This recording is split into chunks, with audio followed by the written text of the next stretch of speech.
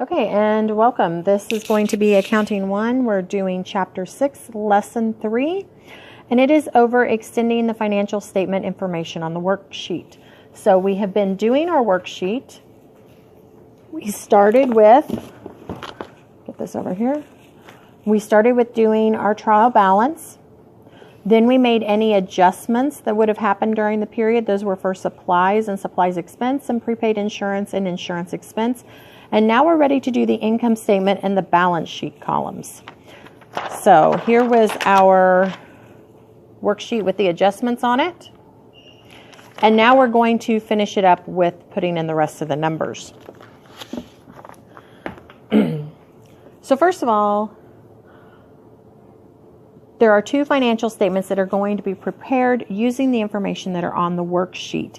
And we need these financial statements to include the up-to-date account balances, so after we have done the adjustments. And that was the point of the worksheet, was so that we could plan our adjustments. The first financial statement we're going to do is a balance sheet. And so that is where we're going to put in the information into our worksheet for the balance sheet columns. Now you'll notice the balance sheet columns are the ones on the very far right. So income statements first and then balance sheet columns. But we're going to go ahead and do the balance sheet columns first because they affect the accounts that are on the top of the list. So some things to remember.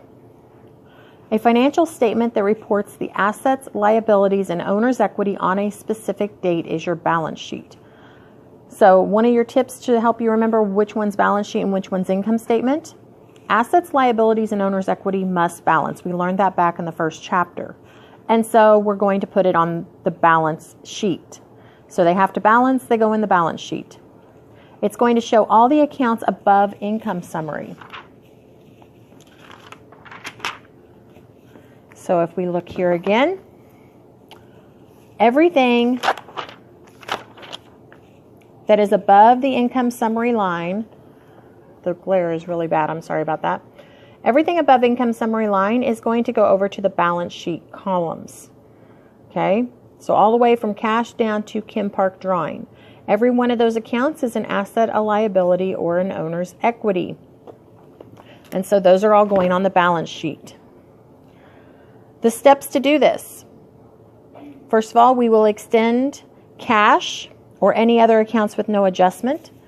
So cash had, if you look here, a debit balance of $49.64 in the trial balance. There were no adjustments made, so all we have to do is copy it to the balance sheet debit column for $49.64. So if it's a debit in the trial balance, there's no adjustments, it's a debit in the balance sheet.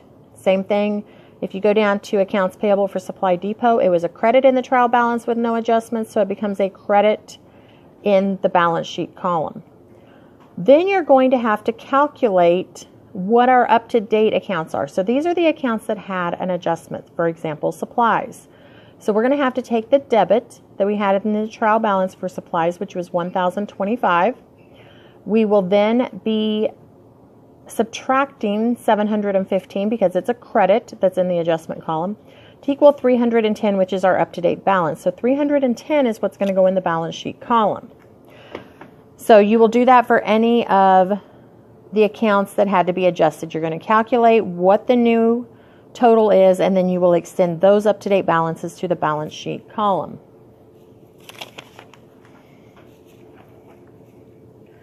Okay, the second type of financial statement we're going to do is called an income statement. That is the other two columns on our worksheet. This is a financial statement that shows the revenue and expenses for the fiscal period. So tip, income statement shows accounts related to income. That is our sales and expenses. And this is all the accounts that are below the income summary account. So before we did everything above income summary, now we're doing everything that is below income summary. Okay, we still don't have an income summary amount, but we're doing everything below it. And it's going to go into the income statement columns, which are the first two over here. They're number 5 and 6. Okay, so we would just start with sales. Sales had a credit balance of $35.65. There's no adjustments. It becomes a credit over here of $35.65. Very simple. Then you're going to go down through. The rest of them are expenses. Expenses all had a debit balance. Okay, so like for advertising, there was no adjustments. The debit of $213 becomes a debit of $213. So you'll do that for all of them that don't have an adjustment. The ones that have an adjustment, such as insurance expense, there was nothing here in the trial balance. We had a debit of $100, so that's going to become a debit of $100 over here. Same thing with supplies expense. There was no previous balance. We had an adjustment with a debit of $715. That becomes an income statement debit of $715. Pretty simple to do that one. So here's your steps all written out if you want to copy those down. Okay, next. We need to record the net income, total, and rule the worksheet. So we've got most of the information filled out. Now we're ready to do the very, very bottom part over here. Okay?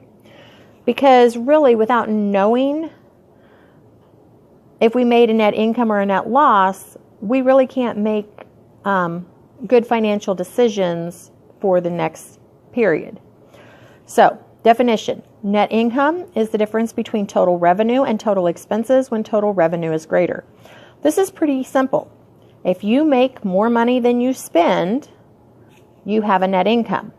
The opposite of that, we'll learn that in a few minutes, is a net loss, and that's whenever your expenses are greater than your revenue. So to do the worksheet for a net income, meaning our revenue was bigger than our expenses, okay? And we know that because if you look at your income statement totals, for example, over here, we're looking at the income statement totals. This was our revenue, sales, $35.65 right here. This was all of our expenses added together to $1,466. So our revenue is definitely bigger than our expenses. So we know we have a net income.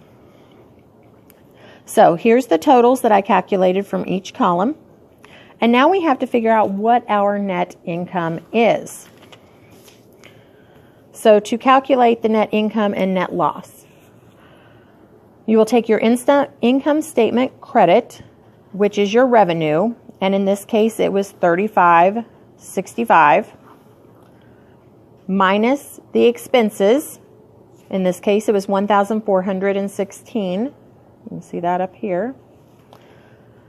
And that's going to give you your net income of $2,099. Now where you put the $2,099 is you're going to put it in the debit column of the income statement. Okay? Now here is a couple tips for you. Down here it shows you all the way down here. You calculate it, you take your, oh wait, that's balance sheet. We're on income statement. I'm sorry about that. Okay, so we put it on the income statement debit side. There's a couple tips to remembering this. First of all, if you have a net income, remember that these two numbers are going to go on the outside. And you get this number, the balance sheet number, by taking the balance sheet debit, which is your assets in your drawing, minusing your balance sheet credit, which is your liabilities and capital. So we got $2,099. This number must match the net income total. So this $299 has to be the same as this $299. If those don't match, then you've got a problem somewhere and you have to fix it. Okay? Then you're going to add up all your columns. When you add them, your income statement debit and credit have to match, and your balance sheet statement debit and credit have to match. So these two match, then these two match, and these two are going to match. If you don't have the three matches, you have a mistake somewhere. So I told you before, you're going to put your net income whenever you first calculate it for your income statement in the debit column. Okay? You can also remember that net income always goes on the outside. It goes in the income statement debit and the balance sheet credit. And another way to remember that is because when we're going to add up our columns, if I had a 1466 and a 3565, which side do I have to add the 2099 to so that they're going to equal? Well, I got to add it to the smaller side, okay? Here, I have to add it to the smaller side so that my numbers will equal. When they all equal, you're going to put your double underline or the double rule on that. Okay? What happens if we have a net loss? Because sometimes that's the case. A net loss is the difference between the total revenue and the total expenses when total expenses is greater. So here's your another example. I've got my income statement, debit and credit with my totals, and my balance sheet, debit and credit with totals. Okay, I'm going to have to calculate what my net income or net loss is. I know that my expenses was bigger than my revenue, so I'm going to have a net loss. So down here, I'm just going to calculate 1,800 minus 2,200 is a negative 400. And 5,100 minus 5,500 is a negative 400. My negative 400s match. To record those, this time it's going to go in the income statement credit and the balance sheet debit. Okay, so if you have a net loss, they go on the inside columns. Also, we will add these up. 2,200, 2,200. 5,500, 5,500. Again, these two have to match. These two have to match, and these two have to match. So, tips for calculating it. Net income, make sure that you're putting the calculation on the outside. Net loss, make sure the calculation's going on the inside. Also, another way to double check it is make sure you're putting your calculations on the smaller side so that you can make them equal.